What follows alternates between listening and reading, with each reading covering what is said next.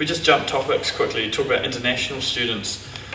So UC has seen a large reduction in the number of international students following the earthquake. As international fees are a significant source of income for UC, do you plan on offering reduced fees or other benefits to encourage international students to come here? So just to put the thing in perspective, prior to the earthquake, out of our $300 million in revenue in 2010, we got about $25 million from our international student fees, so that's about 8%. So yes, it is significant. After the earthquake, we've lost about 30% of our full fee paying international students, so that's about $8 million of fee income, which is about 2.5% of the total revenue of the university. So I think we have to be careful again not to over dramatise it. It is significant. We need to rebuild our international student population for good reasons, which include revenue, but also include the reputation of the university, enriching the undergraduate student experience.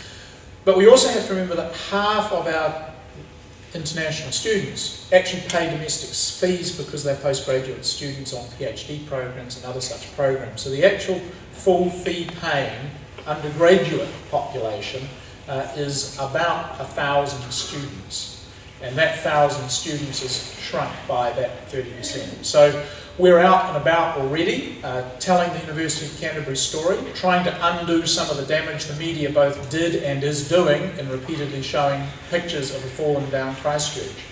I have been to Malaysia recruiting students. I've taken the opportunity to go to the West Coast to set up some additional exchange opportunities and study abroad promotions.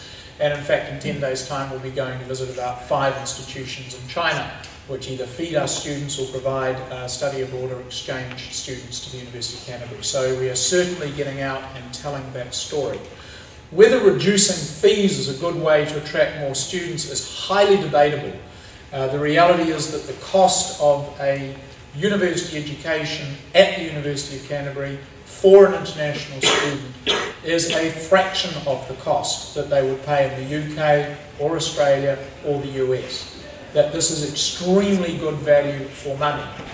And so I'm not certain making it better value for money when you're already the lowest cost provider is actually going to grow your student market.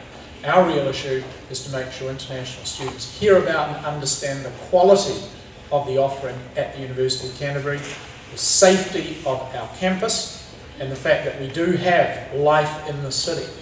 Those are the stories we need to tell, and simply discounting in desperation is not a good business strategy.